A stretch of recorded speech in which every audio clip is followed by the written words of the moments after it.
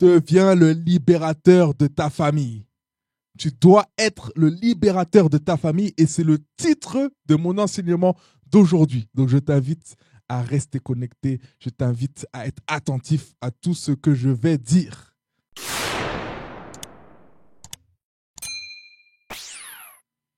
Dis à ton voisin, à ta voisine, deviens le libérateur de ta famille. Et cet enseignement est en réalité une préparation pour que nous puissions être aptes à libérer les captifs. Parce que le Seigneur nous demande de libérer les captifs dans sa parole. Et après, à la fin de ce message, tu seras officiellement un libérateur pour ta famille, mais également un libérateur pour toutes les personnes qui seront sur ton chemin. Et comme je vous disais les semaines précédentes, il y a des esprits qui maintiennent votre famille, votre lignée en otage. Il y a des esprits même qui maintiennent ou qui détiennent de l'autorité sur les nations, sur les pays, sur les villes, sur les villages. Il y a des pays où l'impudicité règne, d'autres pays où c'est la corruption. Il y a également des esprits qui maintiennent les gens dans la pauvreté. Et c'est des esprits également qui sont aussi dans les familles. Ils maintiennent ta famille dans la pauvreté. Peu importe ce que tu fais, tu n'arrives jamais à vraiment prospérer véritablement.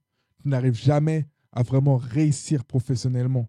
Et à chaque fois qu'on t'embauche, à chaque fois que tu commences à atteindre un certain niveau, les choses ne durent pas dans le temps. Il y a également des esprits qui t'empêchent de te marier.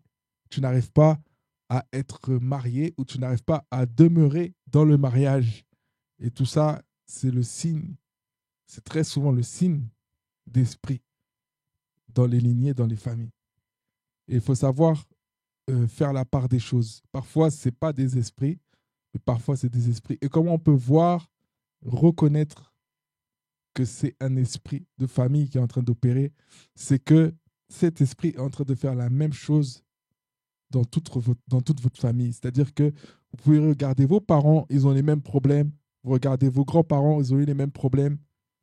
Je parle également aussi des maladies héréditaires, comme le diabète, par exemple. Par exemple, vos parents, votre père avait le diabète, votre arrière-grand-père, votre arrière-grand-mère avait le diabète, et puis ça se transmet comme ça. Parce que les esprits, voilà, quand ils sont, ils ne meurent pas, ils ne meurent pas. Ils n'ont pas de corps, ils sont esprits, ils ne meurent pas. Donc eux, ils se, on va dire, transmettent de génération en génération. C'est pour ça que toi, à partir d'aujourd'hui, les choses doivent changer. Dis à ton voisin, les choses doivent changer. Il doit se passer quelque chose à partir de toi, dans ta lignée, dans toute ta descendance. Et tu sais, tu peux avoir tout le potentiel du monde. Si tu es en prison, tu ne pourras rien accomplir véritablement. Si tu es assujetti à ce genre d'esprit, tu ne pourras pas atteindre ton plein potentiel. Par exemple, un footballeur, enfin, ou une personne qui a le niveau d'un footballeur professionnel, s'il n'y a pas un recruteur qui le détecte, s'il ne fait pas des tests de détection dans des clubs, il va errer. Il va jouer à la cité, mais il ne va jamais être un footballeur. Pourtant, il a le potentiel d'être un footballeur. Et il y a des esprits dans la vie qui t'empêchent d'obtenir certaines grâces, certaines faveurs. Tu peux avoir le potentiel, mais il n'y aura jamais personne qui va le détecter. Tu peux avoir le potentiel, mais c'est comme si tu étais invisible. Les choses ne vont jamais aboutir. Et même si, c'est un exemple que je donne avec le footballeur, même si un jour on le recrute parce que une personne l'a détecté, l'a repéré, comme par hasard, il va se casser la jambe. Comme par hasard, il y a quelque chose qui va se passer qui va faire qu'il ne va pas rester dans ce club. Ça, c'est l'influence des esprits. Il y a des esprits qui bloquent notre vie. Il y a des esprits qui bloquent notre famille tout entière. Et aujourd'hui, les choses doivent changer. Parce que il n'y a plus de condamnation pour ceux qui sont en Christ. Il faut savoir qu'il y a la race des Adam et il y a la race des seconds Adam qui ont hérité de la nature de Christ. Amen.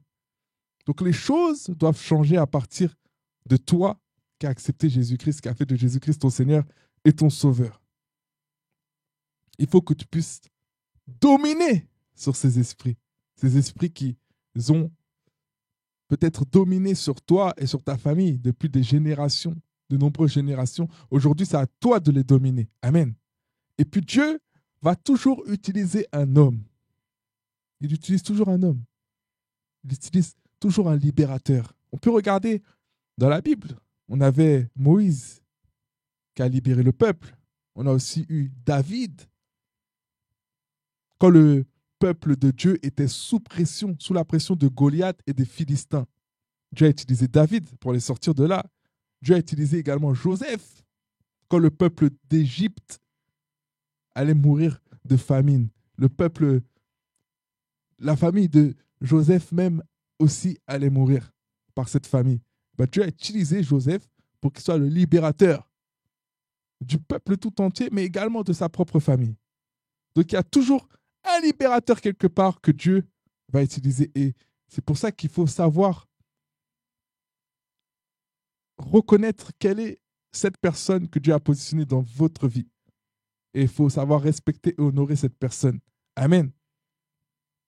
Si Joseph avait eu de la rancune envers ses frères, il n'aurait pas pu les libérer. Il les aurait même laissés mourir.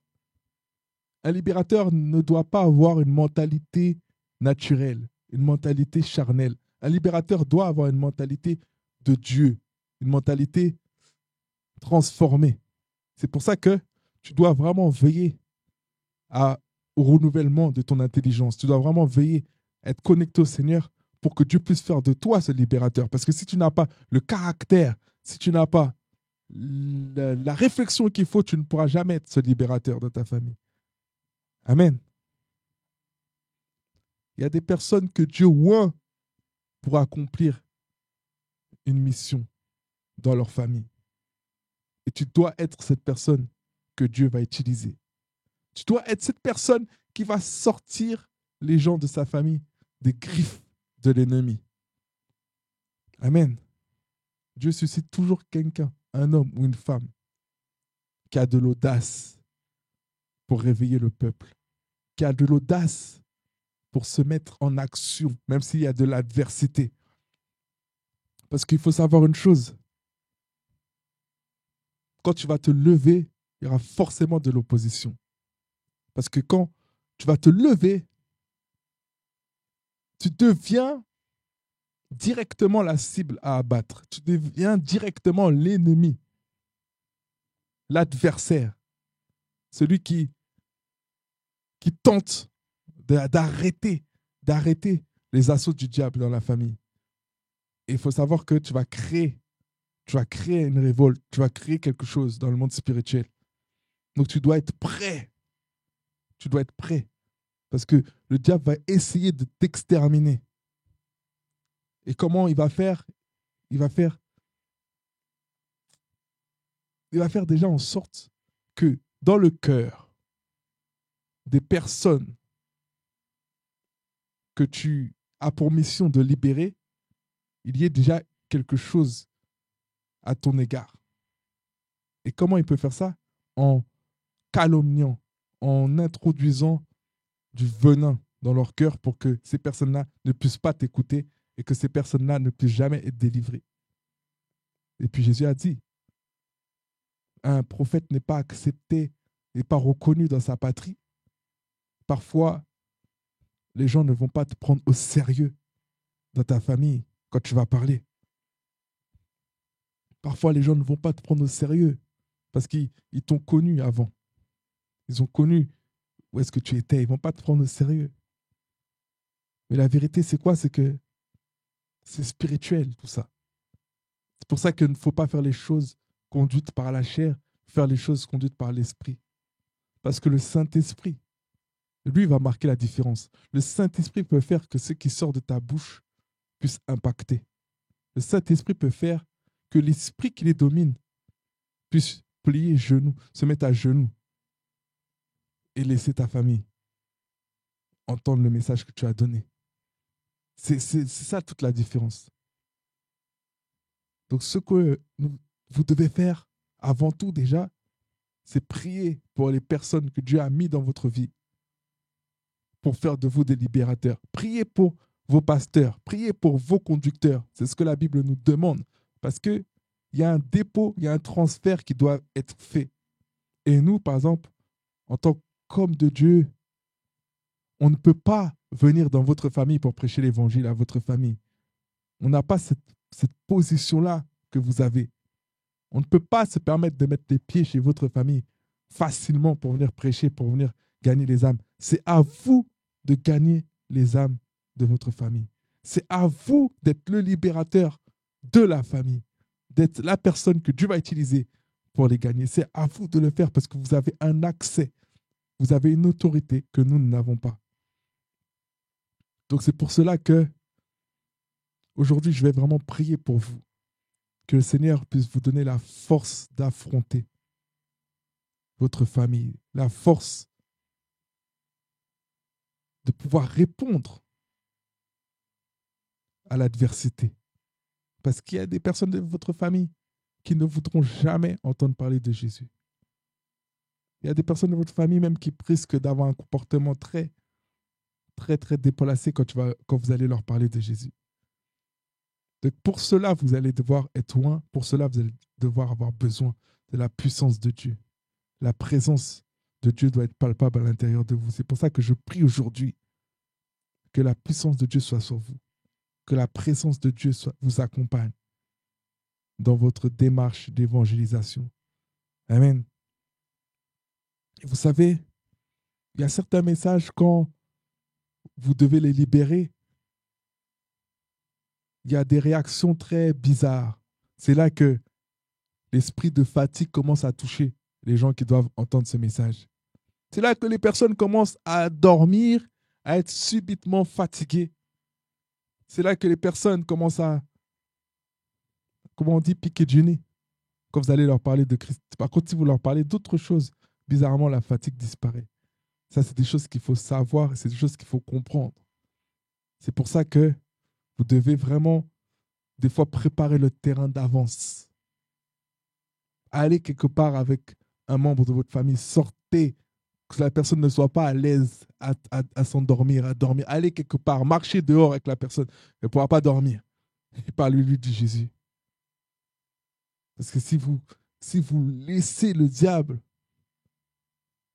si vous n'anticipez pas les ruses du diable, ça sera un échec. C'est là qu'il y a l'esprit de distraction quand vous allez parler de Jésus aux gens. C'est là que les personnes seront déconcentrées. C'est là que les personnes seront avec un téléphone ou autre. Les gens ne seront pas concentrés, pas captivés par ce que vous dites. C'est l'esprit de distraction, de déconcentration. Quand vous allez parler de Christ aux membres de votre famille, faites en sorte que le téléphone soit quelque part, ne soit pas dans leurs mains. Faites en sorte que la télévision soit éteinte. Faites en sorte qu'ils ne peuvent pas se focus sur autre chose.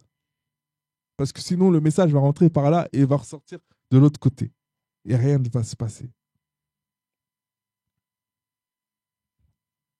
Il faut faire les choses avec l'intelligence. Il ne suffit pas de parler pour parler. C'est comme à l'armée. À l'armée, chaque soldat a un certain nombre de munitions. Il ne va pas aller tirer ses munitions, gaspiller ses munitions n'importe comment, parce qu'il va se retrouver dans les problèmes après quand on en aura vraiment besoin.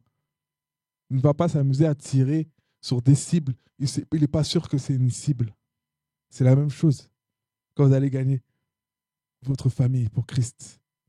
Si vous savez que ce n'est pas le moment propice pour parler de Christ, ne parlez pas, parce que ça se trouve que la prochaine fois, cette personne-là ne vous invitera pas et vous n'aurez pas de deuxième occasion pour parler.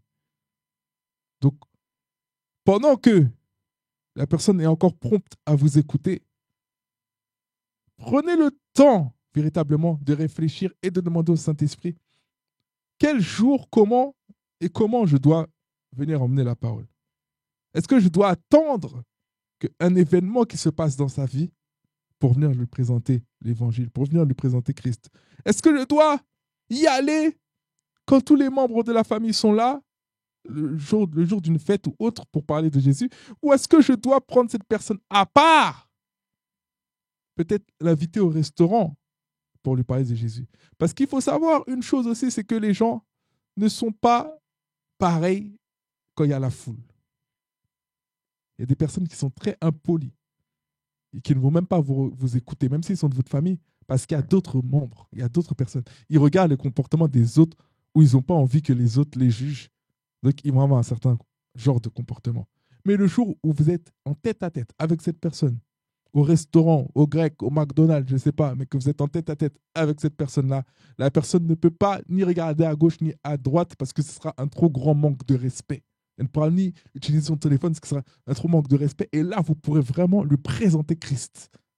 Donc n'utilisez pas, on va dire, vos munitions n'importe comment.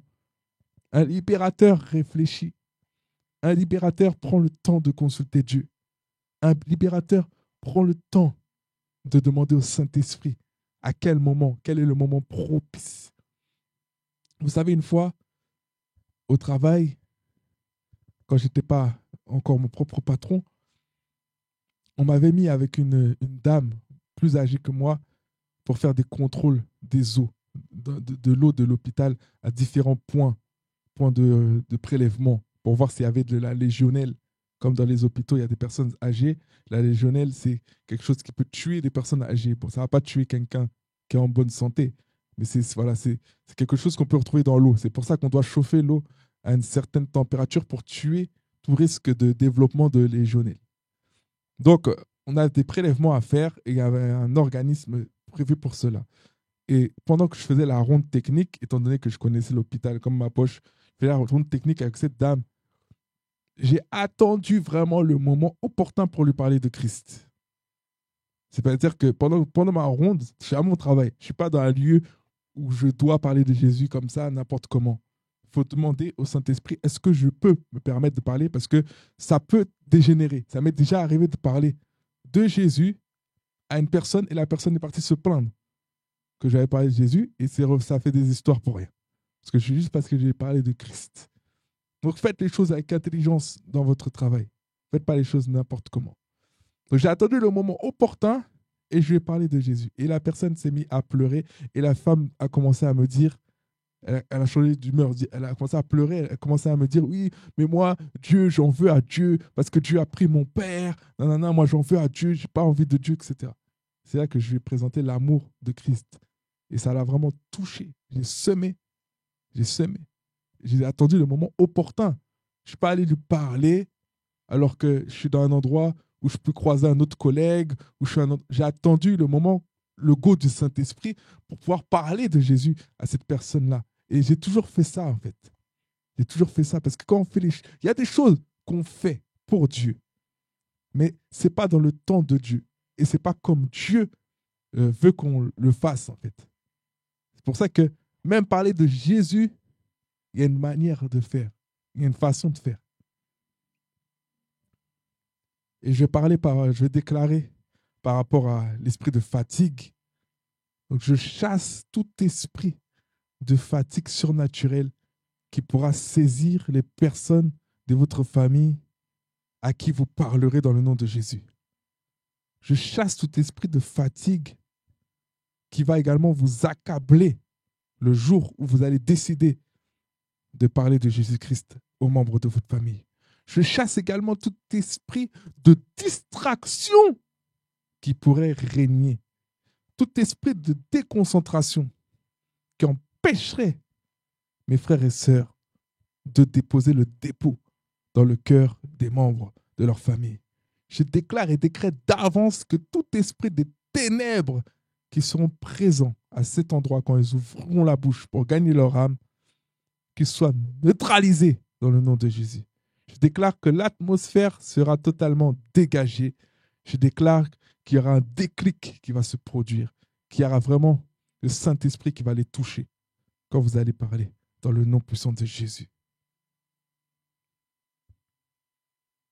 Vous savez, apporter la parole, c'est une charge. Surtout, apporter certains sujets.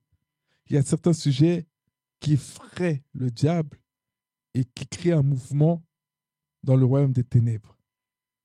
Parce que ça, c'est des révélations ou des choses qui vont en leur défaveur. C'est-à-dire que plus il y a de personnes qui vont avoir cette connaissance, et plus ils vont être inoffensifs face aux gens.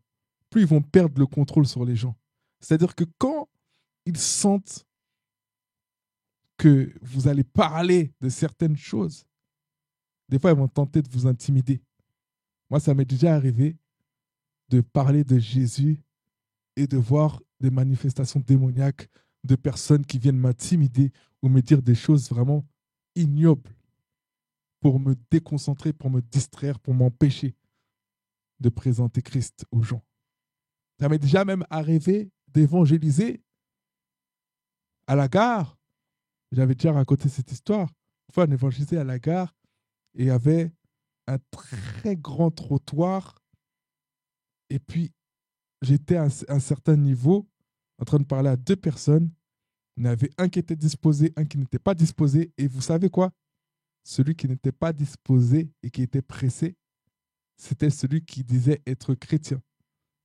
Et son ami n'était pas du tout chrétien. Et lui était en train d'écouter ce que j'étais en train de lui dire.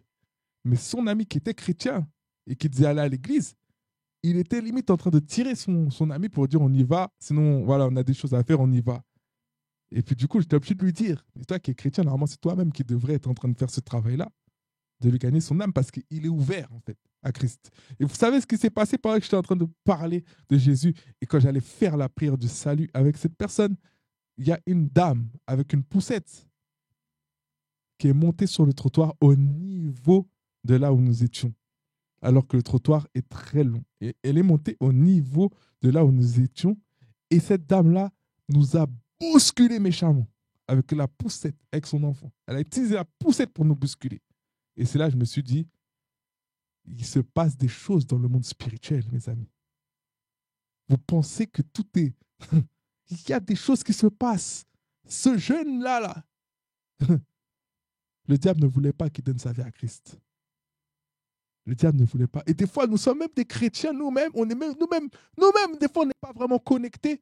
Et le diable arrive à nous utiliser pour empêcher quelqu'un de gagner Christ. C'est-à-dire quoi? C'est-à-dire que toi, dans ta famille, personne n'a jamais entendu parler de Jésus. C'est une aberration. C'est une aberration. Si tu es chrétienne depuis un certain nombre de temps, et que personne n'entend parler de Christ dans ta famille, tu vas chez tes parents, tu vas chez tes frères, tu vas chez tes sœurs, et tu ne parles jamais de Christ, tu t'alignes comme si tu devenais païen quand tu étais avec eux. C'est une aberration et le Saint-Esprit est attristé et il me dit de te dire tu dois rectifier ça. Parce que ça veut dire que tu es très égoïste. Parce que tu sais c'est quoi le chemin. Tu sais qu'est-ce qui attend à ta famille, mais ça ne te dérange pas de les voir se conduire vers l'enfer. Donc moi, je préfère être haï par toute ma famille, mais je prêche l'évangile et je prêcherai toujours l'évangile. Et ma famille en est témoin. Je balance des prédications, je balance des messages dans les groupes. Que ça plaise ou que ça ne plaise pas. Et vous savez, des fois, vous voyez, il y a de la résistance. C'est quand vous envoyez un message de Jésus ou de Dieu et qu'il n'y a aucune réaction. Par contre, vous envoyez un message de travaux ou autre et là, il y a des réactions. Ça veut dire qu'il y a quelque chose dans la famille qui maintient votre famille en captivité. Mais moi, je ne cesserai de militer. Et vous devez faire de même. Parce qu'il y a des personnes, je vous assure, qui acceptent Jésus-Christ sans vous le dire en cachette. Il y a des personnes qui regardent votre église, qui regardent. Vous envoyez même pas les messages de votre pasteur à votre famille. Vous envoyez pas. Ça se trouve que la bénédiction, elle est là. Ça se trouve que la bénédiction est là. Ça se trouve qu'il y a un message que tu vas avoir l'audace d'envoyer à ta famille. Ta famille va l'écouter. Elle va donner sa vie à Christ. La personne va donner sa vie à Christ. Mais comme tu ne partages pas, comme tu n'envoies pas, tu ne transfères pas des choses, à défaut de pouvoir parler, le minimum, c'est d'envoyer des informations qui peuvent toucher. C'est le minimum qu'on puisse faire. Donc il faut savoir faire les choses. Il ne faut pas avoir peur. faut pas avoir peur de parler. Il ne faut pas avoir peur d'ouvrir sa bouche.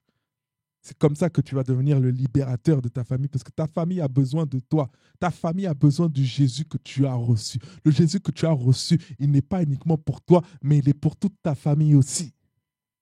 La Bible dit quoi? La Bible dit, crois au Seigneur Jésus. Toi et ta famille, vous serez sauvés.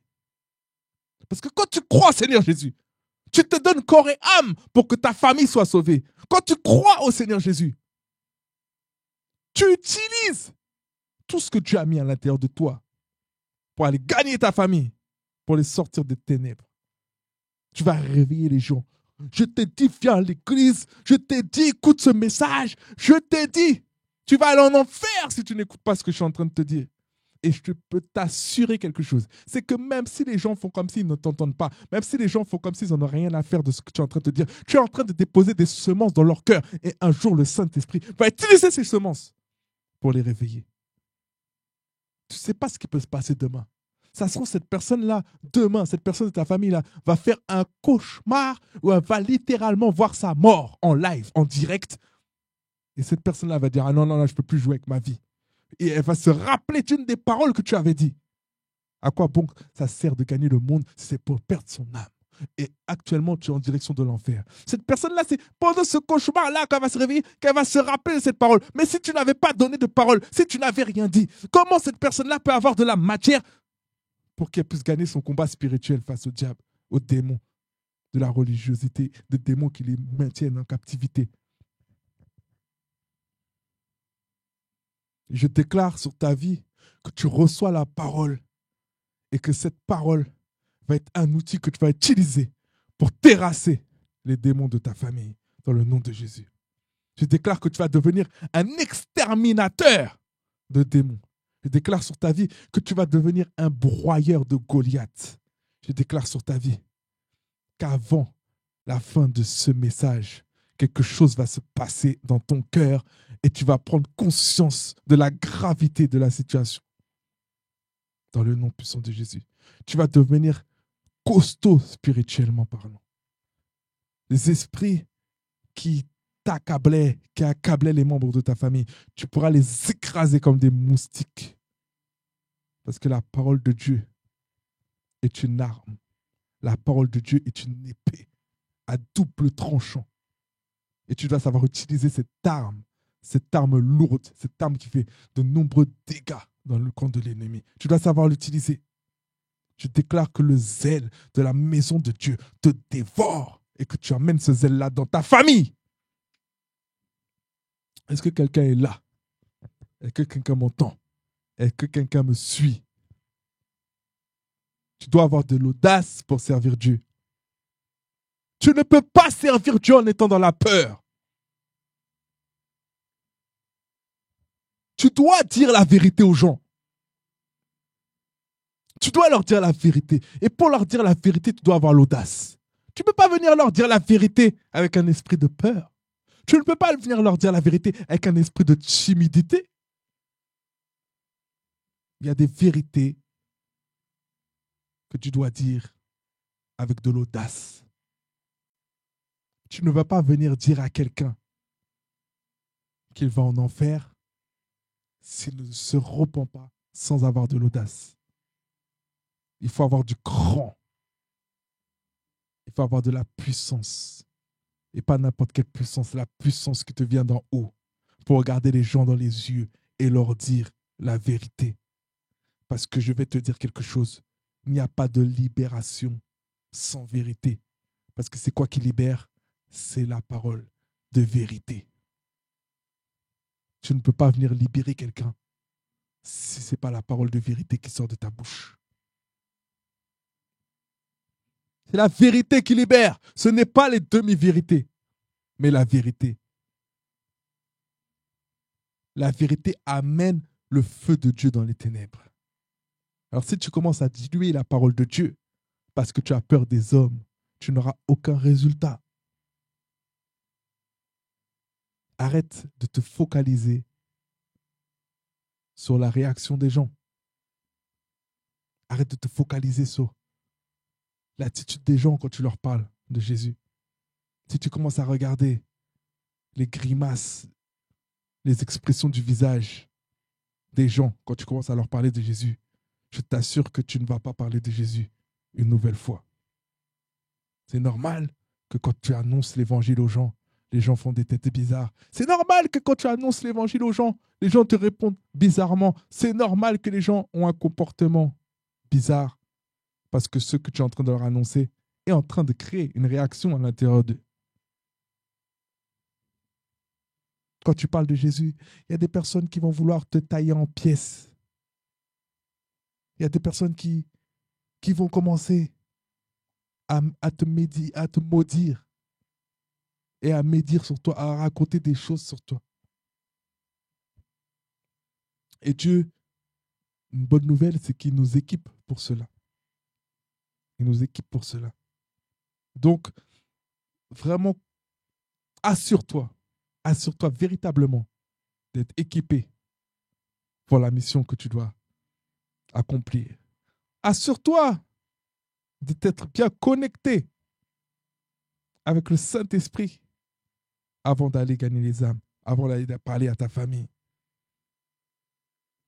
Celui qui est en toi est plus grand que celui qui est dans le monde. Mais assure-toi qu'il est bien en toi. Quand tu vas parler de Christ, les gens parleront injustement à ton égard. Ils diront des choses sur toi qui vont te choquer. Des choses que tu n'as jamais faites. Des choses que tu n'as jamais dites. Ils mentiront. Ils t'inventeront des vies. Mais c'est comme ça. C'est comme ça. Marc chapitre 3, versets 22 à 25. Et les scribes qui étaient descendus de Jérusalem dirent, il est possédé de Belzébul. C'est par le prince des démons qui chasse les démons. Voici comment les gens parlaient de Jésus. Et Jésus leur dit, comment Satan peut-il chasser Satan? Un royaume divisé contre lui-même ne peut pas subsister. C'est-à-dire que quand tu vas parler de Christ, on va commencer à te dire des choses bizarres. On va même te dire que c'est toi-même le sorcier de la famille. Et il y en a même qui vont croire ça. Quand tu vas parler de Jésus, on va commencer à t'inventer des vies. Les gens, les scribes, c'est pas n'importe qui, les scribes à Jérusalem disaient de Jésus qu'il était possédé de Belzébul. On dit que c'était par le prince des démons qui chassait les démons. Est-ce que ce n'est pas une aberration de dire ça? Donc, il vient en tant que libérateur, libérer les gens, libérer les captifs, guérir les malades, les gens opprimés, oppressés. Et puis on dit que c'est avec un l'aide de démons qui fait ça. Tellement les personnes sont incrédules. Donc, quand tu vas servir Jésus, tu ne dois pas avoir peur des critiques. Tu ne dois pas avoir peur des critiques. Parce qu'il faut savoir une chose, c'est que le diable ne va pas faire n'importe qui te critiquer. Parce que plus une personne est loin de toi, et moins la critique te fait mal. Mais plus une personne est proche de toi, et plus cette critique-là va t'atteindre. Plus une personne est proche de toi, et plus tu lui accordes de l'importance. Et plus tu lui accordes de l'importance, plus elle devient un outil que le diable peut utiliser contre toi. Donc il faut savoir qu'il y a les enfants de Dieu qui ont une certaine conscience des choses, des réalités spirituelles, qui ne vont pas forcément se laisser influencer par l'ennemi pour te faire du mal avec leur bouche. Mais il y a des personnes qui ne suivent pas Christ, qui ont probablement une religion, qui ne savent pas que leur bouche est utilisée par la géhenne, par les ténèbres. Donc il faut savoir une chose, c'est que quand tu vas prêcher l'évangile, il y aura aussi une forme de division. Parce que tout le monde ne sera pas d'accord avec toi. Quand Jésus est venu annoncer la bonne nouvelle, ce n'était pas une bonne nouvelle pour tout le monde. La bonne nouvelle de l'évangile n'est pas une bonne nouvelle pour tout le monde. Amen. Elle est une bonne nouvelle. Mais pour les gens, ce n'est pas une bonne nouvelle. Il y a toujours une partie des gens qui ne vont jamais accepter Christ. Ça, il faut savoir. Il y a des gens sur la terre qui ne vont jamais accepter Christ. Vous avez qu'à lire même la Bible et lire Apocalypse. Vous verrez que même après le millénaire, etc., il y aura des gens encore que le diable va réussir à emmener avec lui. Il y a des gens qui ne vont jamais se soumettre à Jésus-Christ. C'est une grâce de se soumettre à Jésus-Christ. C'est une grâce de faire de Jésus-Christ notre Seigneur et Sauveur. Et ce n'est pas tout le monde qui va saisir cette grâce-là. Donc le diable va essayer de créer la division. La division. Mais il ne faut pas avoir peur de cette fausse division qu'il va essayer de créer. Quand tu vas parler de Jésus, oui, ton frère ne te parlera plus. Ta mère ne te parlera plus. Ton père ne te parlera plus. Ta sœur ne te parlera plus. C'est fini les à checker à la maison. C'est fini les dombrés aux crevettes et aux crabes à la maison parce qu'on ne va plus t'inviter. Mais tu ne dois pas avoir peur parce que tu es en train de faire la bonne part. Et puis je déclare sur ta vie que là où il y avait la division, il y aura l'unité dans le nom de Jésus. Parce que tu te dois de gagner ce combat. Et des fois, il y a beaucoup de personnes qui ont peur de perdre certaines relations, qui ont peur de perdre certains liens avec la famille. Et comme elles ont peur, elles n'annoncent pas Christ. Parce qu'elles savent que les gens sont totalement opposés à Christ. Donc, elles n'annoncent jamais Christ. Mais mieux vaut perdre ta famille pendant peut-être un court instant pour la retrouver après, plutôt que la perdre pour l'éternité. Parce que quand tu ne prêches pas Christ et que ta famille va en enfer, c'est pas pour 100 ans, c'est pas pour 10 ans, 15 ans ou 1000 ans, c'est pour l'éternité.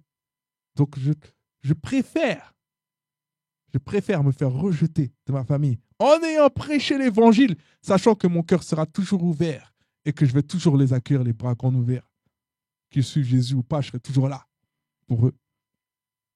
Mais je préfère me faire rejeter en ayant prêché la parole que être accepté en minimisant Dieu, en ne parlant pas de Jésus.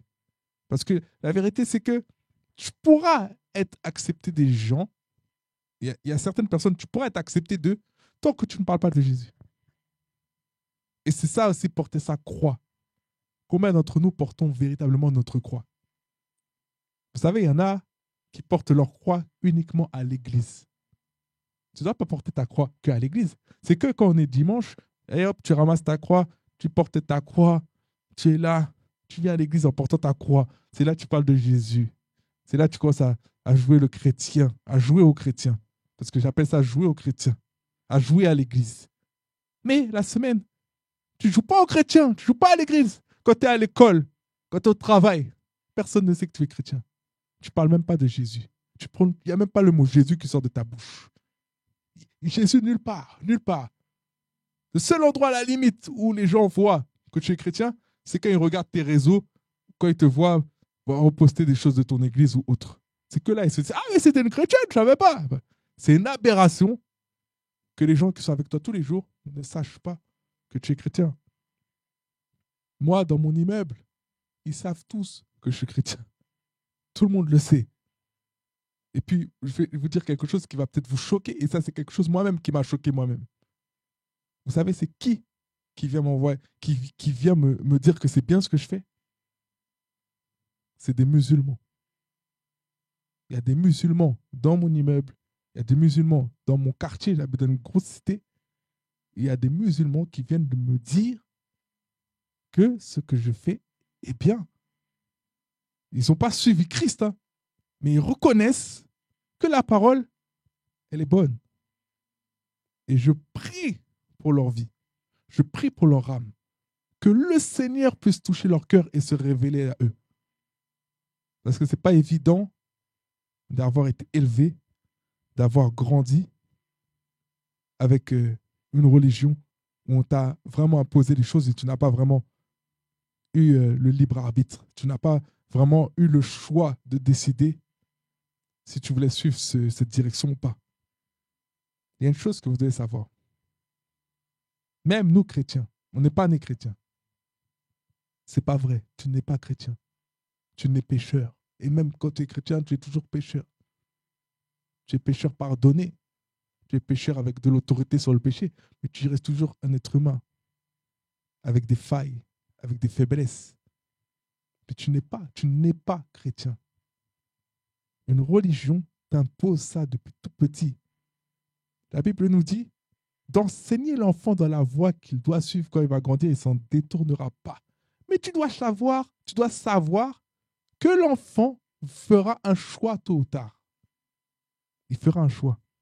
Quand on t'impose quelque chose de plus petit et que, en gros, tu suis cette direction-là sans avoir réellement eu de révélation, sans avoir vraiment, réellement eu de relation, rencontré Dieu.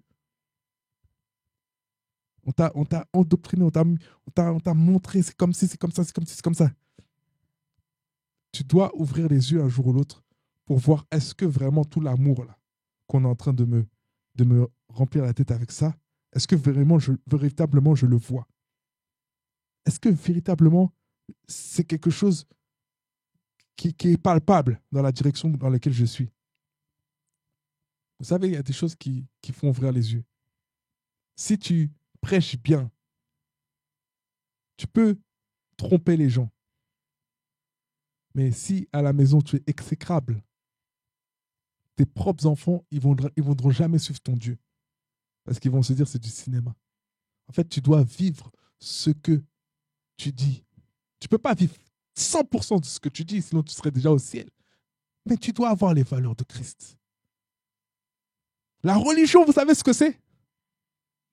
C'est de bien parler et de ne pas vivre ce qu'on est en train de dire.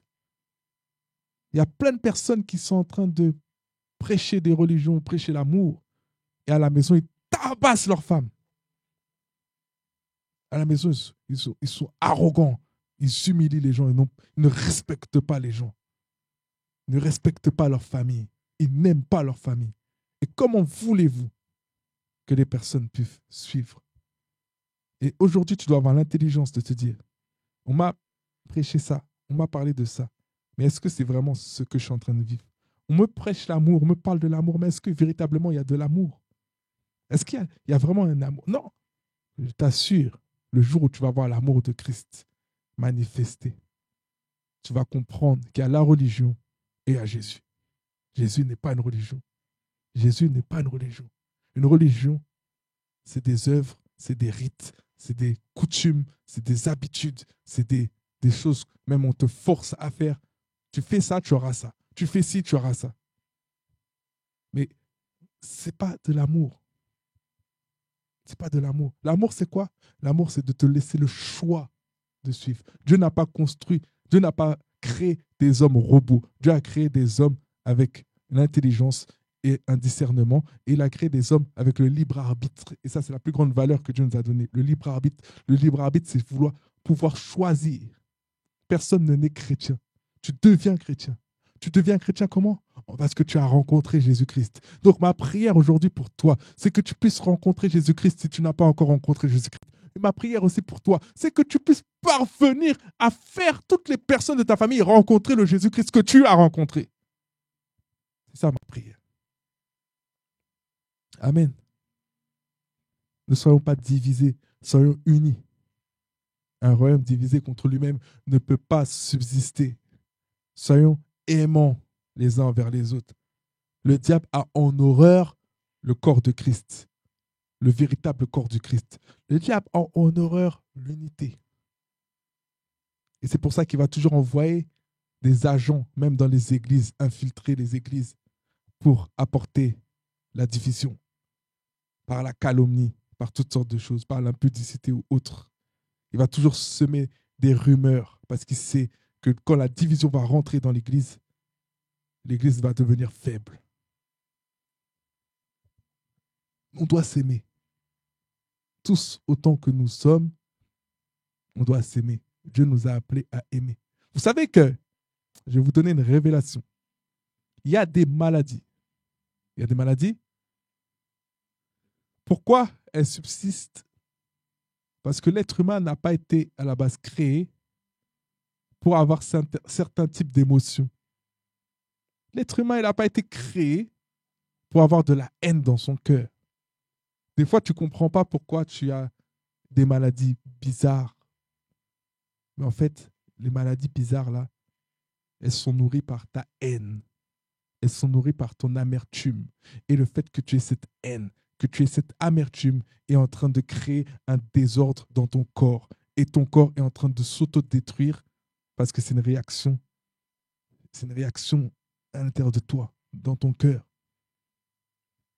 Et le jour où tu vas chasser cette haine, cet esprit de haine, tu seras guéri. Et comment tu vas chasser cet esprit de haine? Pas par tes propres forces, mais par la présence de Dieu à l'intérieur de toi. Par le fruit de l'esprit qui va émaner, qui va commencer à grandir à l'intérieur de toi. C'est comme ça que cette haine-là, que cet esprit-là va partir. Vous savez, on demande souvent la délivrance aux pasteurs, aux prophètes. On appelle souvent les hommes de Dieu pour nous imposer les mains. On appelle souvent les anciens pour nous imposer les mains. C'est vrai. Mais la vérité, c'est que tu as aussi la capacité d'être guéri par toi-même, de t'auto-délivrer. Il y a ce qu'on appelle l'autodélivrance. Tu as la capacité, parce que tu as la même Bible, parce que tu as le même Saint-Esprit, parce que tu as le même Jésus. La seule chose que tu n'as pas, pareil, c'est la foi et la connaissance. Ton niveau de foi et ton niveau de connaissance déterminera ton niveau de libération.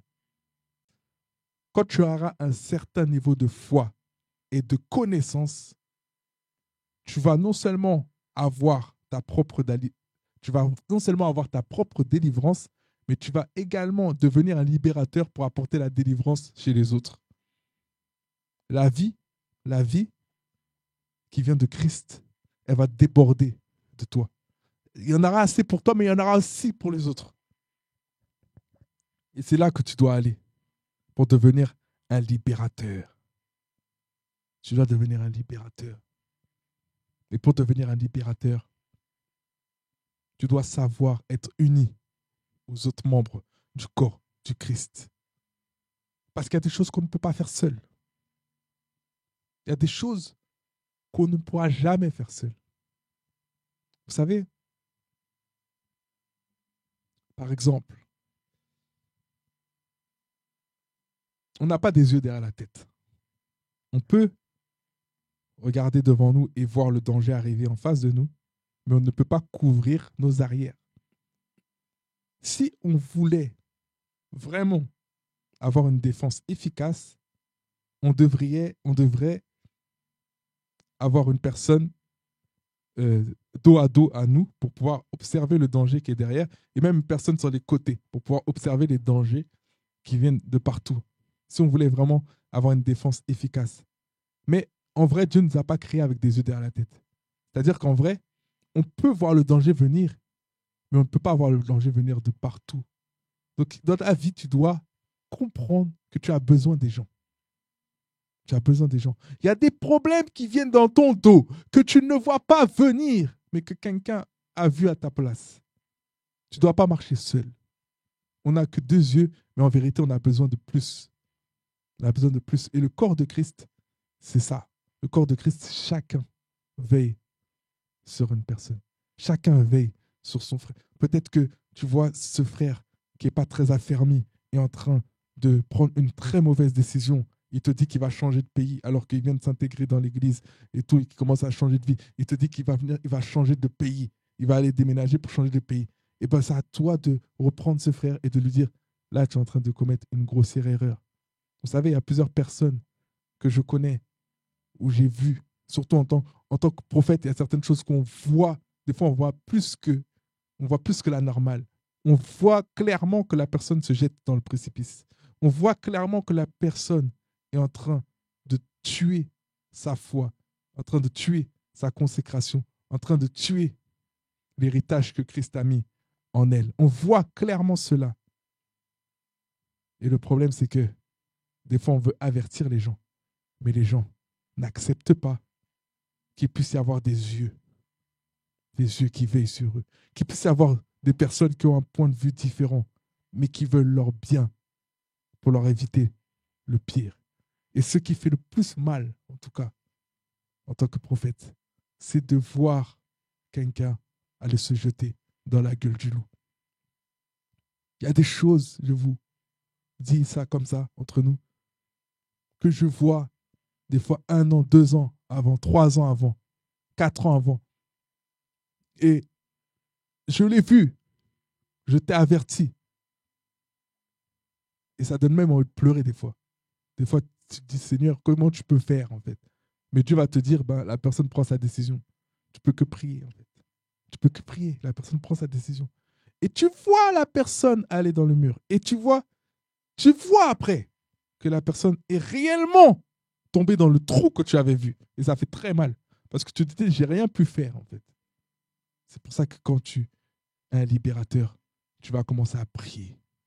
Tu vas commencer à vouloir prendre des temps pour prier. Tu vas commencer à vouloir rassembler les gens pour prier. Tu vas beaucoup prier en langue parce que tu sais que des fois ta prière, elle est limitée. Il y a aussi des situations qui ont été évitées. La personne après te dit, j'ai changé d'avis. Je ne pars plus. J'ai changé d'avis. Parce que la prière du juste a une grande efficacité. Quand tu vois quelque chose se produire dans ta famille, quand tu vois quelque chose commencer à être enfanté dans ta famille, quelque chose qui va détruire ta famille, prie, prie. Et quand tu es tout seul, tu peux chasser 1000, mais tu ne peux pas chasser 10 000. La Bible nous dit quoi? La Bible nous dit un chasse 1000, deux chasse combien? 10 000. Il y a des combats que tu dois mener avec ton église. Où est ton église locale? Tu veux être un libérateur? Tu dois être attaché à ton église locale. Tu dois avoir des amis et des frères et des sœurs avec qui tu peux prier. Vous savez, il y a frères et sœurs, mais il y a aussi amis.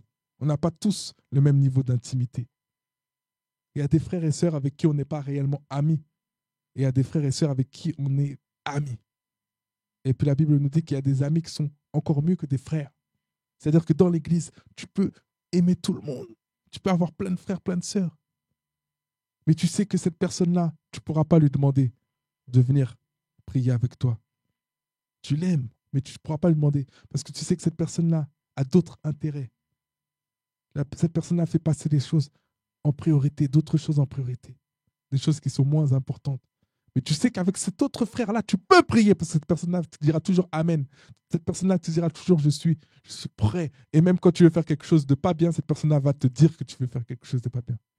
C'est un frère et c'est un frère ami. Et aujourd'hui, je prie vraiment que le corps de Christ, nous soyons des frères et sœurs, mais nous soyons également des amis. Des personnes sur qui nous pouvons compter les uns et les autres. Des personnes qui vont couvrir nos arrières.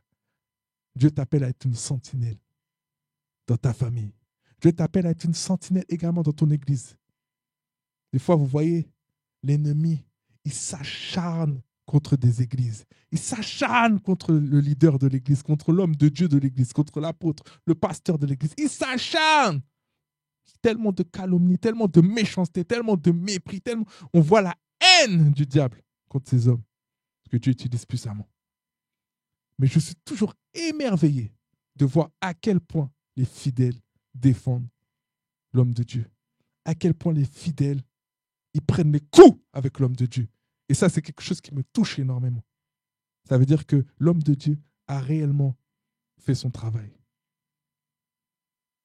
Vous ne pouvez pas laisser les gens taper vos parents devant vous. Vous ne pouvez pas laisser les gens aussi taper vos enfants devant vous. C'est pour ça que nous, pasteurs, quand un enfant à nous est touché, quand l'ennemi a frappé un enfant à nous, nous, on doit rentrer dans la prière. Nous, on doit rentrer dans le lieu secret. Mais il ne faut pas oublier que nous aussi, on peut prendre des coups. La Bible dit que le diable il va chercher à frapper le berger pour que le brebis se disperse. Nous prions beaucoup pour les fidèles.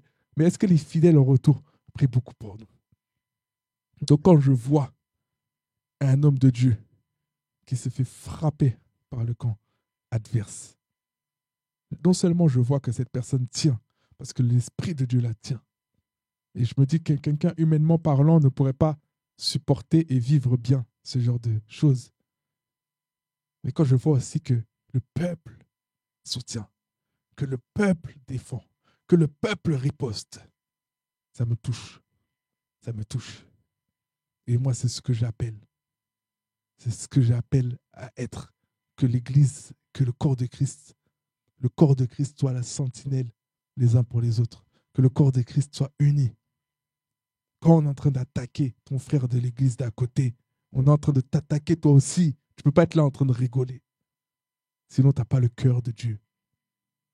Quand on est en train d'attaquer un homme de Dieu, on est en train d'attaquer un père.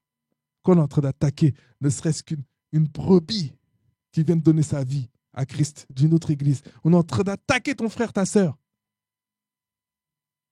Et on ne peut pas être là. On ne peut pas être là à ne pas agir. On ne peut pas être là à se dire non, il n'a qu'à voir son pasteur. Non, prie. Si la personne est venue te parler, est venue te confier quelque chose, est venue te demander de l'aider à prier, peu importe ce qui se passe dans sa vie, tu ne sais pas ce qui s'est passé dans son église, prie avec cette personne. Commence pas à envoyer la personne voir son pasteur tout le temps. Commence pas à envoyer la personne voir son pasteur. Peut-être la personne a vraiment besoin d'aide. C'est ça l'unité. La vie chrétienne n'est pas facile à partir du moment que tu décides d'être obéissant. Il y a des tempêtes qui se lèvent, qui se dressent contre toi. Si tu n'as pas de problème et que tu es chrétien, de toute façon, quand tu n'es pas chrétien, tu as aussi des problèmes, je t'assure. Mais si tu as des problèmes alors que tu es chrétien et que ta vie est trop rose, est-ce que tu déranges l'ennemi? Est-ce que tu déranges l'ennemi? Pose-toi la question, est-ce que tu es un danger pour l'ennemi? Est-ce que tu es en train de faire ce que Dieu te demande? Parce que ce n'est pas normal. Je peux t'assurer, tu peux prier tout ce que tu veux. Ce n'est pas normal que ta vie soit un long fleuve tranquille. Alors que tu es chrétien, tu sers Dieu. Ce n'est pas normal. Tu sais, même si tu vas gagner tes combats, tu auras quand même des combats. Tu auras quand même des combats. Vous savez, les combats, ce n'est pas forcément la maladie. Hein. Les combats, ça peut être aussi des gens qui parlent contre toi, des choses dans ton travail ou autre. Il peut y avoir des milliers de formes de combats. Le monde spirituel, c'est pas un démon que tu vas voir matérialisé devant toi qui va t'attaquer. Le monde spirituel, il est bel et bien là. Les combats que tu as dans la vie sont des combats qui émanent du monde spirituel. Et souvent, les gens pensent que, comme ils ne font pas des cauchemars de grandes bêtes et de grands dragons qui viennent les étouffer la nuit, ils ne sont pas attaqués. Alors que, des fois, ton mariage, c'est une catastrophe et tout. C'est une attaque. Il y a plein de formes d'attaque. Tu peux être attaqué même dans tes finances, tu peux être attaqué dans ta pensée. Tu n'arrives plus à avoir des pensées vertueuses. Il y a plein de formes d'attaques. Les attaques sont souvent des attaques subtiles. Ce n'est pas des attaques où le diable est en train de se montrer clairement devant toi. Et ça, il faut le comprendre. Les attaques du diable sont des attaques sournoises. Il commence à semer la division dans ta famille, dans ta maison. Il commence à semer la division dans ton église. Parce que tu as une pensée contre la sœur. Parce que quelqu'un t'a dit quelque chose contre cette sœur. Donc tu as une pensée dans ton cœur vis-à-vis de cette sœur. Alors qu'en vérité, c'est de la manipulation. En vérité, c'est l'œuvre du diable. Tu sais, tu dois porter ta croix. La Bible nous dit dans le livre de Luc, au chapitre 9, au verset 23 à 25. Si quelqu'un veut venir après moi, qu'il renonce à lui-même, qu'il se charge chaque jour de sa croix et qu'il me suive. Car celui qui voudra sauver sa vie la perdra, mais celui qui la perdra à cause de moi la sauvera. Et que servirait-il à un homme de gagner le monde s'il détruisait ou se perdait lui-même? Des fois, tu veux mener la belle vie sans suivre Jésus. Tu veux mener la belle vie en faisant ce que tu veux faire et tu ne portes pas ta croix. Et la Bible nous dit clairement, à que servirait-il à un homme de gagner tout le monde s'il se détruisait ou se perdait lui-même. Quand tu ne t'occupes pas des choses de Dieu, tu es en train de te perdre. Quand tu ne t'occupes pas de ta vie spirituelle, tu es en train de te détruire. Parce que c'est l'esprit qui vivifie. Ton état aussi dépend beaucoup de ton esprit. Même ton état émotionnel dépend beaucoup de ton esprit. Quoique les émotions, c'est dans l'âme, sache que l'âme est impactée par le corps et elle est également impactée par l'esprit. Quand tu veilles sur ton esprit, ta spiritualité, ta relation avec Dieu, tu es en train de faire du bien à ton âme. Et ça se voit même sur ton corps, sur ton visage. C'est pas bon d'être sous le joug de l'ennemi. Des fois, nous pensons être libres alors que nous sommes en captivité. Le peuple, le peuple d'Israël était en Égypte et il a regretté d'être en Égypte alors qu'il était en captivité. Tu sais, des fois, ça fait tellement d'années que tu es en captivité que tu ne sais même pas c'est quoi la liberté. Et pour toi, tu t'es tellement habitué à la captivité que pour toi, c'est naturel, c'est normal d'être captif. Le peuple d'Israël, quand Dieu a envoyé la manne, il regrettait ce qu'il mangeait en Égypte. Il commençait à se plaindre et murmurer. Il ne sait pas c'est quoi la vraie liberté. Donc il y a il y a un certain temps avant que tu puisses réaliser des fois que tu es emprisonné et que tu commences à être libre.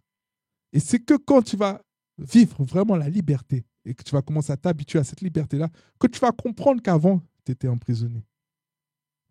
Et pour ça, en fait, c'est le renouvellement de ton intelligence. Vous savez, un animal qui a été attaché depuis petit, il ne sait même pas qu'il est attaché. Dans sa tête, c'est normal. Vous savez, il y a des éléphants, on les attache depuis petit à un arbre. Et après, ils grandissent, ils grandissent, ils grandissent. Ils ont 50 fois, 100 fois la force d'arracher l'arbre. Mais pour eux, l'arbre, il fait partie de leur vie. Ils vont même pas, ça ne va même pas venir à leur tête, dans leur pensée, d'arracher l'arbre. Ou de même de se dire qu'ils ont la capacité d'arracher l'arbre.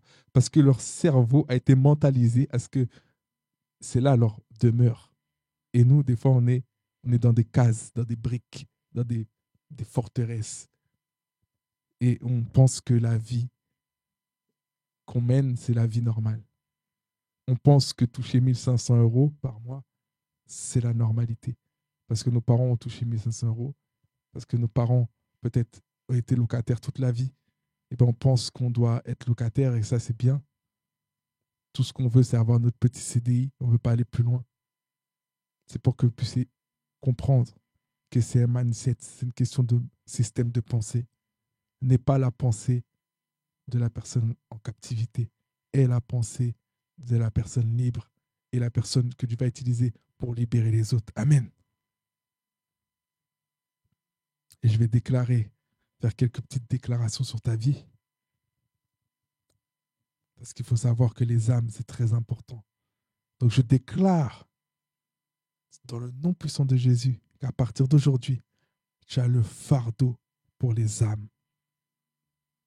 Je déclare que tu seras un chrétien ou une chrétienne qui parlera de Jésus-Christ à son entourage, à sa famille. Je déclare que vous allez désormais gagner des âmes massivement pour le royaume de Dieu. Je déclare que toute forme de peur, toute forme de timidité, toute forme d'angoisse qui vous empêchait d'annoncer l'évangile, vous quitte maintenant au nom de Jésus. Je déclare qu'à partir de maintenant, vous donnerez davantage de votre temps à Dieu pour faire avancer le royaume de Dieu. Amen. Il y avait des personnes qui avaient honte de parler de Jésus. J'ai un verset pour vous. Luc chapitre 9, verset 26. Car quiconque aura honte de moi et de mes paroles, le Fils de l'homme aura honte de lui quand il viendra dans sa gloire et dans celle du Père et des saints anges. N'ayons pas honte de Dieu.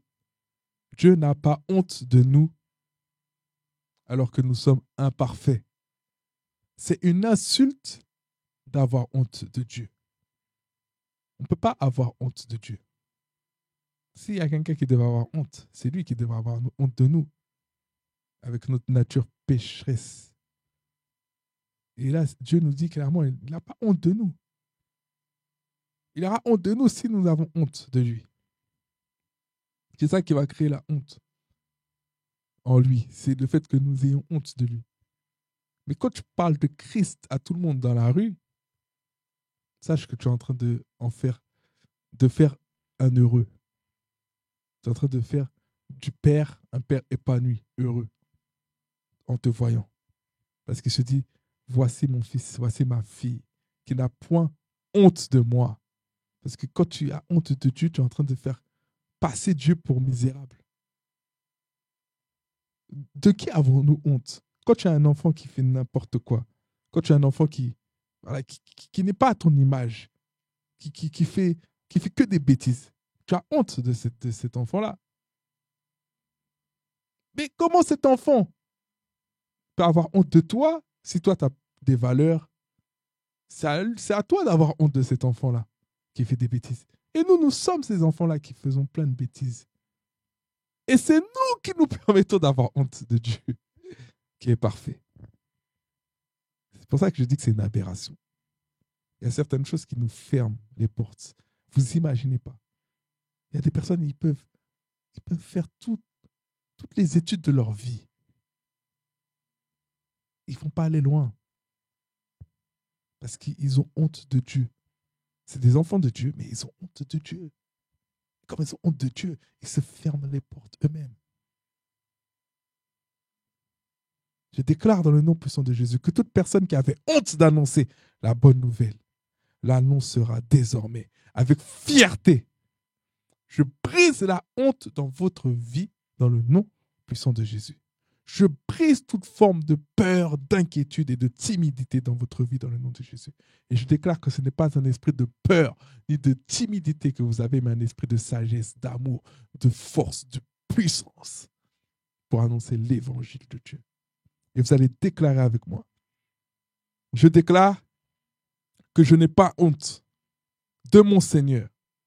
Je déclare que je témoignerai de ses bontés autour de moi.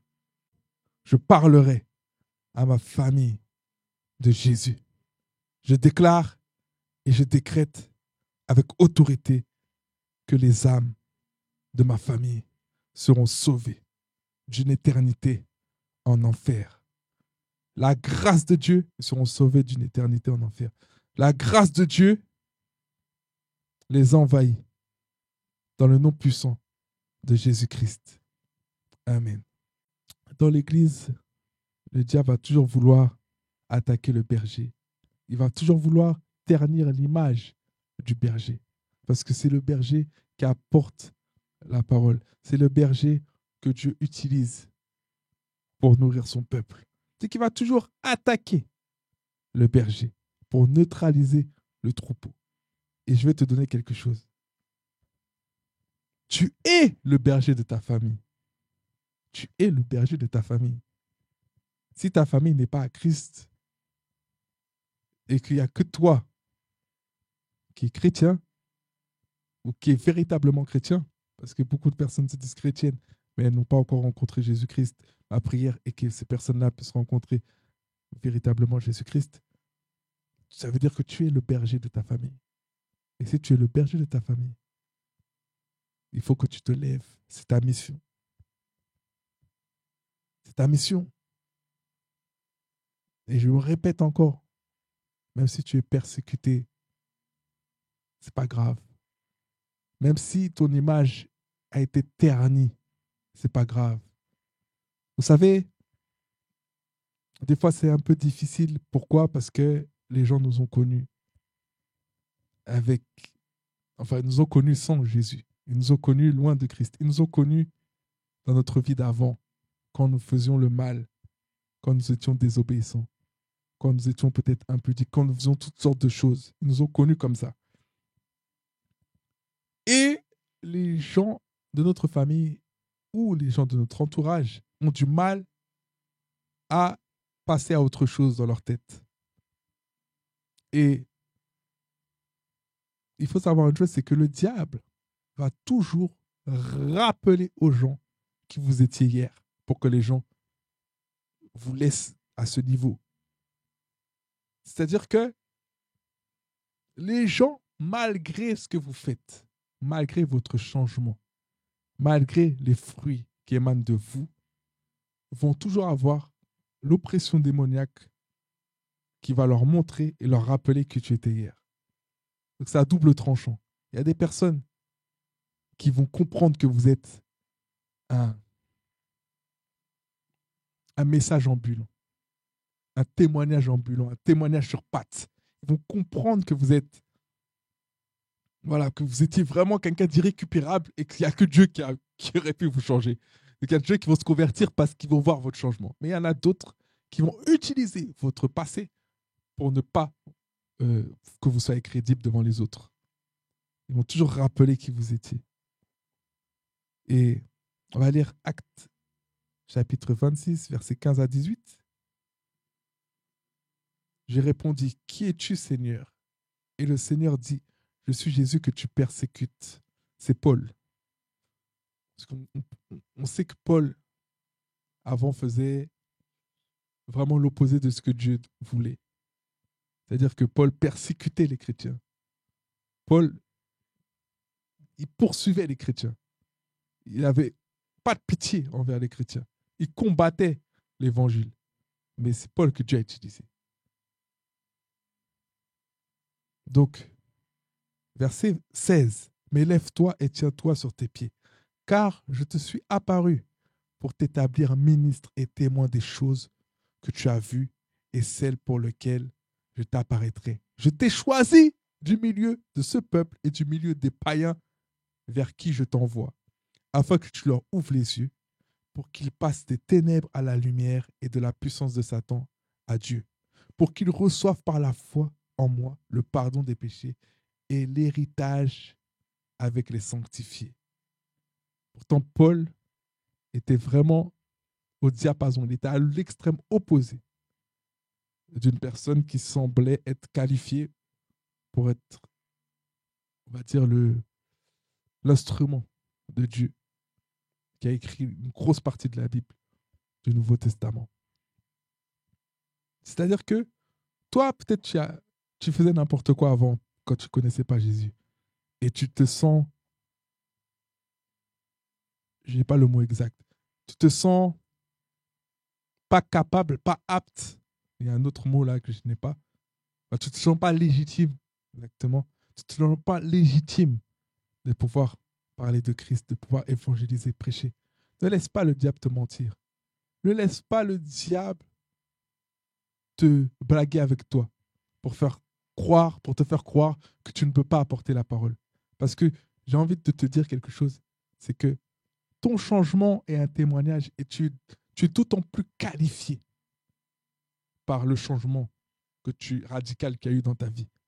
C'est-à-dire que même si ta famille te méprise, continue de prêcher, continue de parler de Christ. Paul avait mal commencé, mais Paul a bien terminé la course. Ce qui compte, ce n'est pas comment tu as commencé, mais c'est ce que tu fais de ta vie aujourd'hui qui compte. C'est les décisions que tu prends aujourd'hui qui comptent. Prends des vraies décisions avec Dieu. Prends des décisions avec Dieu.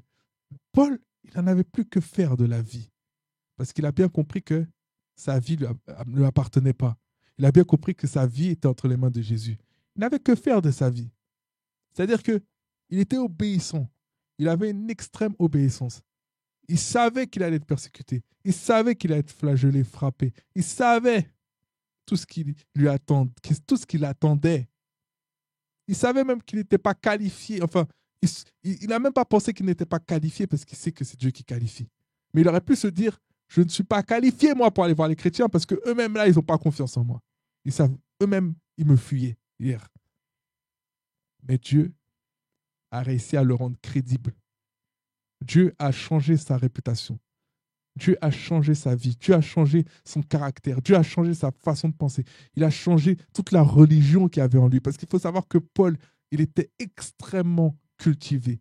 faut savoir que Paul, il suivait la parole, il suivait les Écritures. Il n'était pas illettré, il connaissait la parole. Il était très religieux, il suivait la doctrine. Et Jésus, quand même, a réussi à renouveler son système de pensée afin qu'il puisse avoir l'esprit. Parce que la Bible nous dit que la lettre tue, mais l'esprit vivifie. Quand il a reçu l'esprit, il a embrassé l'esprit. Et c'est là qu'il y a eu du fruit dans sa vie. Est-ce que tu vas embrasser l'esprit ou est-ce que tu vas rester dans la religion? Je déclare sur ta vie que tu es la personne que Dieu a choisie au milieu de ta famille et de ton entourage pour ouvrir les yeux des païens et que ces personnes-là puissent passer des ténèbres à la lumière parce que tu leur auras parlé de Jésus. Je déclare et décrète que tu as pris conscience de ta mission, que tu as pris conscience de la grâce que tu as eue d'avoir accepté Jésus. Les gens au travers de ta vie, ils auront envie de suivre ton Dieu. Les gens au travers de ta vie, ils vont voir la lumière de Jésus-Christ. Et je déclare sur ta vie maintenant que l'onction d'évangélisation descend sur toi. Que la soif de gagner des âmes est désormais ton partage et que désormais les choses vont changer dans ta famille et dans ton entourage dans le nom puissant de Jésus. Et j'espère en tout cas que vraiment vous avez compris le sens du message et que vous allez accepter la mission de devenir des libérateurs. Des libérateurs pour votre famille, des libérateurs pour votre entourage. Parce que si je peux vous dire quelque chose, c'est que vous êtes les élus de Dieu. Vous êtes le choix de Dieu. Vous faites partie des oiseaux qui étaient emprisonnés et qui ont déchiré le filet de l'oiseleur. Vous êtes le petit oiseau là qui est sorti par le filet. Parce que le filet, il avait une faille, vous êtes sorti. Et maintenant, c'est à vous d'ouvrir le filet pour que tout le monde puisse sortir. C'est vous. C'est vous. Vous êtes le libérateur de votre famille. Et dis à ton voisin, je suis le sauveur de ma famille. Dis à ton voisin, je suis un vaillant héros. Et tu sais, peu importe par quoi tu es passé, tu as été peut-être très persécuté, tu as peut-être beaucoup souffert dans ta vie. Mais pourquoi tu as autant souffert? Pourquoi tu as été autant persécuté? C'est parce que la lumière qui émane de toi, elle dérange l'ennemi. Elle dérange le royaume du diable. Et c'est pour ça que le diable a toujours voulu t'éteindre. C'est pour ça que le diable a toujours eu une ardente colère envers toi. Mais maintenant que tu es en Christ, tu peux l'affronter. Maintenant que tu es en Christ, tu peux décider de ne plus subir les assauts du diable. Maintenant que tu es en Christ, les choses vont changer. Pourquoi? Parce que la Bible dit tout concourt au bien de ceux qui aiment Dieu. Ce qui t'est arrivé, c'est pour la gloire de Dieu. Ce n'est peut-être pas pour ta mort, c'est pour la gloire de Dieu. Amen. Ça correspond au niveau de grâce. Ton niveau de persécution correspond au niveau de grâce que tu avais sur ta vie. Et si tu es encore là, si tu es en mesure de pouvoir regarder cette vidéo, d'être dans cette salle, c'est que tu as gagné. Tu as gagné. Mais la vie, c'est un combat sur toute une vie. C'est un combat qui ne finit pas. Tu as gagné jusqu'à présent, mais tu dois gagner tous les jours. Tu dois gagner tous les jours. Ne t'éloigne pas de Dieu, ne t'égare pas de Dieu. Et je déclare sur ta vie qu'à partir d'aujourd'hui, les personnes qui t'environnent seront impactées puissamment par toi. Je déclare que la grande moisson dont Dieu fait référence dans la Bible trouvera des ouvriers de l'église Milésis pour la récolter dans le nom de Jésus. Je déclare que cette église Milésis va avoir une croissance exponentielle, une croissance que nous ne pourrons même pas calculer. J'annonce d'avance que les personnes vont se convertir dans tous les sens. Les familles entières seront sauvées. J'annonce que des familles entières seront restaurées. J'annonce que les attaques du diable sur leur vie seront nulles et sans effet. J'annonce que nous allons vivre des choses merveilleuses avec le Saint-Esprit. J'annonce que les ténèbres ne prévaleront pas contre l'Église de Jésus-Christ. L'Église Milésis est l'Église de Jésus-Christ. Il est le Seigneur et le seul maître de cette Église. Et je déclare et décrète que l'Église Milésis va vivre des choses surnaturelles à partir de maintenant, dans le nom puissant de Jésus. Tu n'as pas échoué. Peut-être jusqu'à aujourd'hui, tu n'avais pas fait grand-chose pour Dieu. Peut-être même tu as atteint un certain âge, tu te dis, mais là c'est trop tard. Ce n'est pas trop tard. Tant qu'il y a de la vie, il y a de l'espoir.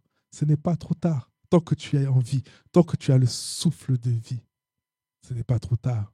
Tant que tu es sur cette terre, ce n'est pas trop tard.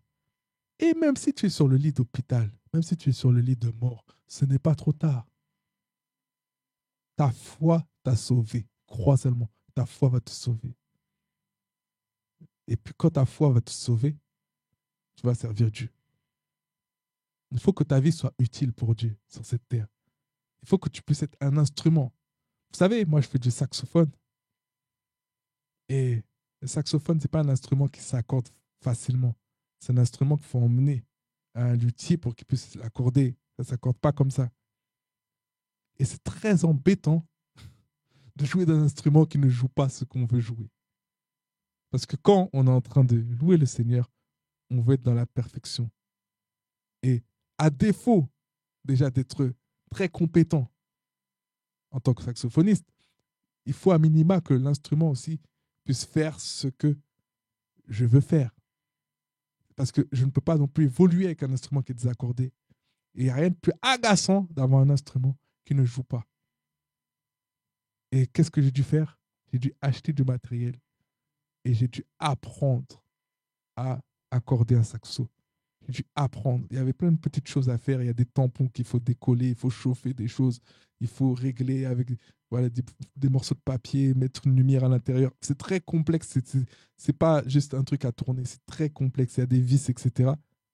Mais j'ai dû apprendre pour que cet instrument-là puisse être connecté avec moi, pour que je puisse adorer le Seigneur convenablement. Comme ça, quand je fais une erreur, je me dis que c'est moi qui ai fait cette erreur. Ce n'est pas l'instrument. Il faut apprendre à donner le meilleur pour Dieu. Et vous savez, cette image-là, c'est pour faire comprendre que nous, on est l'instrument. Et Dieu, c'est lui qui veut jouer avec nous. Il veut nous utiliser pour faire des choses. Et des fois, nous ne sommes pas accordés. Et Dieu nous dit gagner des âmes. On ne gagne pas des âmes. Dieu nous dit parlez à votre famille de moi. Non, ils ont besoin de Christ. On ne leur parle pas. On ne fait pas. Dieu nous demande de faire un do. On joue un ré. Dieu te demande de faire quelque chose dans ton église.